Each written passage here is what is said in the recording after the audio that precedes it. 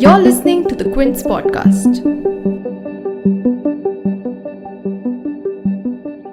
Last month, Union Minister Hardeep Singh Puri said he would pelt stones at those lying about the citizenship law. Imagine, a union minister. Citizenship Amendment Act. By the way, I have an op-ed piece in one of the newspapers today. Please read it, where I've said that this is misleading, to put it mildly, but this is treachery.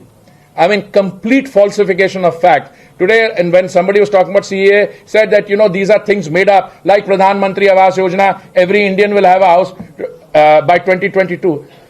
If I was still in the university and easily persuaded to pelt stone, I would have picked up a stone and pelted at that guy who was talking like that. Because the truth is, it will not be completed by 2022. This 1 crore has been completed 3 years before 2022.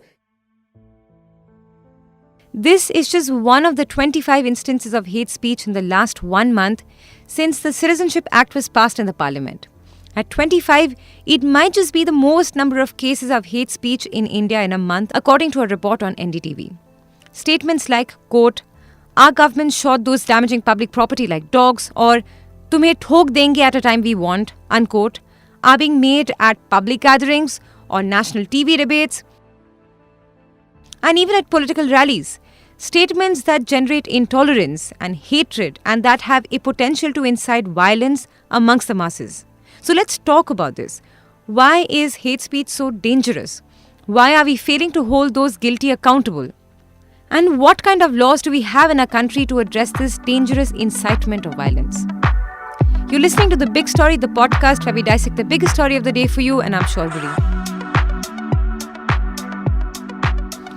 There's freedom of speech and then there's hate speech. And there's a thin line in between. And while we in India have seen a lot of clampdowns on the freedom of speech in the form of internet shutdowns or detentions or UAPA charges being slapped on activists, etc., when it comes to hate speech, there's almost always been little or no rectification.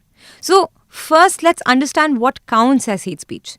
United Nations defines hate speech to be a menace to democratic values, social stability and peace. Unfortunately, that kind of menace and that kind of threat to peace continues to be fueled into our society from our own leaders and politicians more often than not. Social media is, of course, one of the first things that come to our minds, and I'm sure everybody is familiar with the kind of inflammatory and threatening messages that come on social media at the drop of a hat. But it's one thing to be a troll and putting out incendiary messages online, and a different ball game when it's coming from elected leaders.